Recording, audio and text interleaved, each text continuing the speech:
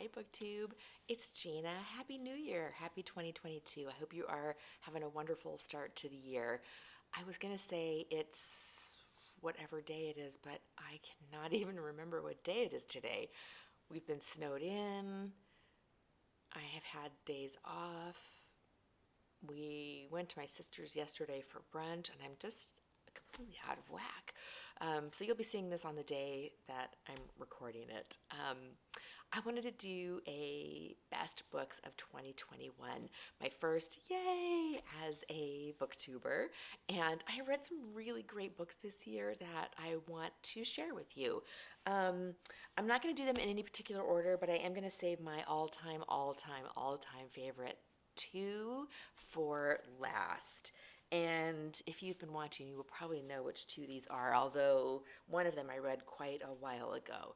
So let's jump right in. The first book I want to talk about is Revelation by CJ Sansom. This is an entry in the Matthew Shardlake series. I just finished another one called Heartstone, which I didn't love quite as much, but Revelation I absolutely loved. These are set in Tudor England, and they're a little dark, a little gritty. Revelation has some religious undertones to it that I really enjoy. It's got a lot of nuance about religion and about um, like dealing with change in religion. This is, of course, in Tudor England, so there was a lot of change in religion going on at this time, and I felt like this book really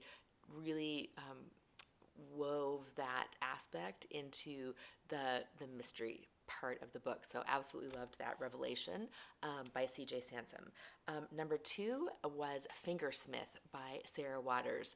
I love Sarah Waters. She is such an atmospheric writer. This one was set in a big old house in England. It focuses on the young lady that lives in the house and her maid slash companion. And if you know Sarah Waters at all, you will know there are some really interesting plot twists, and the story ends up someplace where I never would have dreamed. And I'm loving Sarah Waters. I plan to read a lot more of her books in the future. And I've read a few of her other ones too. I read Affinity last year, and if I had been doing top 10 lists last year, Affinity would have been at the top of that list too. I loved that book also. Three is The Last Chronicle of Barset. Barset, yes. This was the last installment in the Barsetshire Chronicles, and I loved this book. It was huge. It was chunky, maybe a smidge too long, but the whole reading experience of reading the entire series, this was Anthony Trollope, I think I forgot to say. It was such a wonderful reading experience. I love big series, and this, I just settled into it. If you have not read the Chronicles of Barsetshire, I definitely recommend it. All of the books were not spectacular for me, but the reading experience as a whole was just sublime. I absolutely loved it.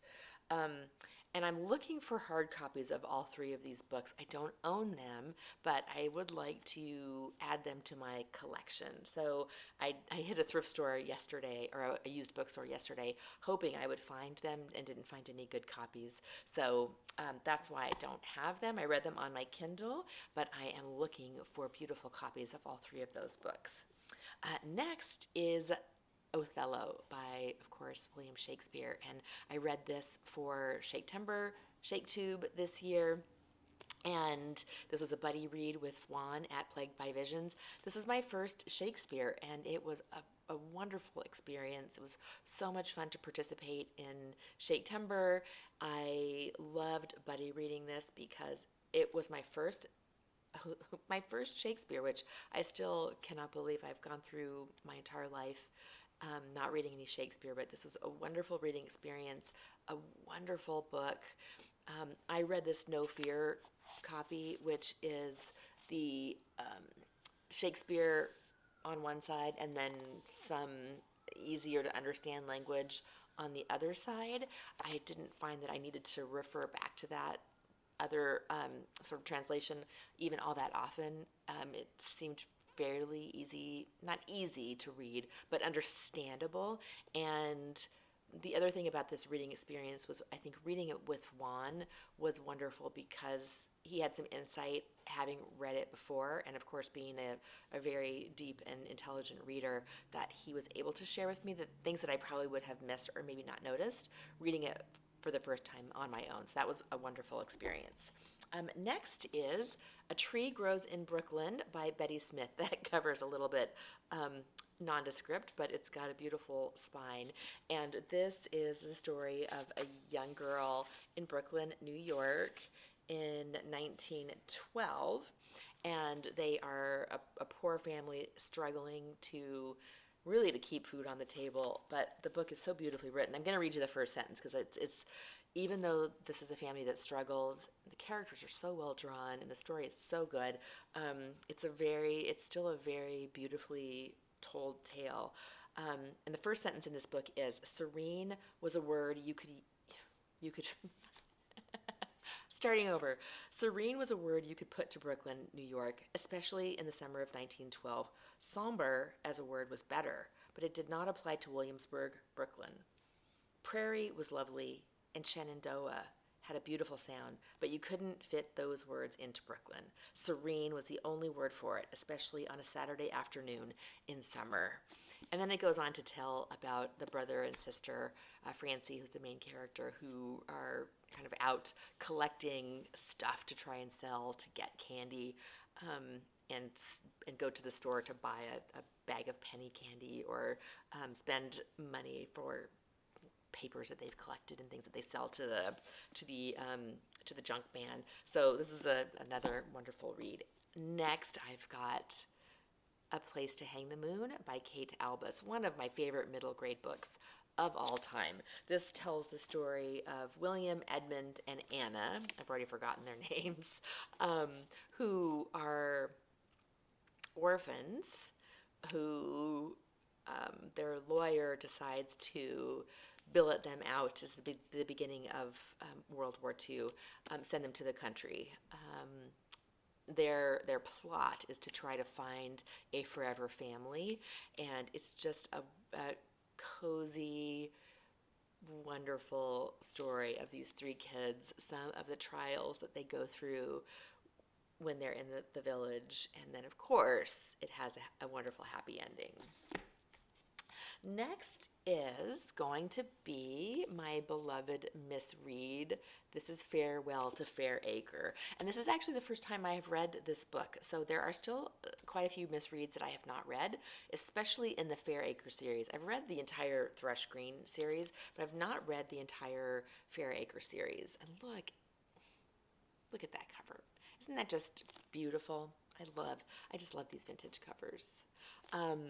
Now this tells the story of Miss Reed. She's getting ready to retire, and she's a school teacher, and she's just trying to figure out what to do with her next stage in life. She's having some health problems. She's got a would-be suitor, and there's a few things that I love about this book. Miss Reed is definitely a cozy, easy read. But one of the things I really enjoyed about this is that in addition to being a very cozy read, this does have some insightful passages in it about being a spinster, about male-female relationships, marriage relationships. Miss Reed does not want to get married, and I was very worried that she was going to get married at the end of this, and she does not. That's a bit of a spoiler, but I don't think it's anything too surprising.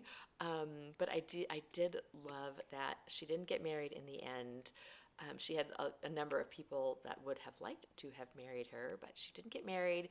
She stays a spinster, and I thought that was just spectacular. Among other things, there's actually lots of insights I found in this book.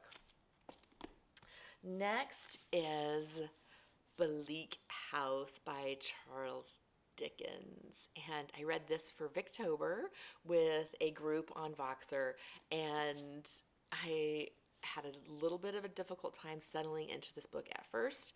The writing style is very dense, very long sentences, and it's about a legal case about who's going to inherit money. And the whole first section is all about the case. Um, and it just, the way it wraps up, he does introduce a lot of plot lines, a lot of characters, and it's just amazing to me how he managed to pull them all together at the end in such a wonderful and satisfying way. So Bleak House was definitely on my top 10 this year. And then lastly, my two favorite books of the year. I don't even know how to decide between them as to which is my favorite, because both of these books just absolutely stole my heart. So I'm going to just start with Piranesi by Susanna Clarke, a very charming fantasy story about a young man who lives in a house that is the whole world. It's such an interesting premise, such a beautifully told and short story. I need to read this one again because I read through this in a single sitting. I just could not put it down. It was absolutely spectacular. The writing was beautiful. I thought the way that she pulled the plot together, the structure of it was so interesting and well done. The way that it pulled you in, the way that it sort of confused you at the beginning, but then as you start to get more understanding about the plot, the main character is starting to get more confused about the plot, whereas he had started out very sure of himself. There's this sort of crossover where you both start to kind of you understand more as he starts to not understand. And I just thought it was genius how she pulled all of that together. And then, of course, Beloved by Toni Morrison, which I did as a buddy read with Kelly from Books I'm Not Reading, and I loved this book. This book was stunning. It absolutely just knocked me out with how beautifully it was written, how devastating the story was, but how it was done in such a magnificent way to just bring you along. And if you have not read this book, this is definitely a book I would recommend. I, I, it just blew my mind. It blew my mind with how beautiful and wonderful and complex and how she did it. It's one of those books that you're reading, and when I look back on it, I think, how in the world was she able to pull this off? It's like magic. And on that note, I'm gonna end. Have a great year, and I will talk to you in the next one.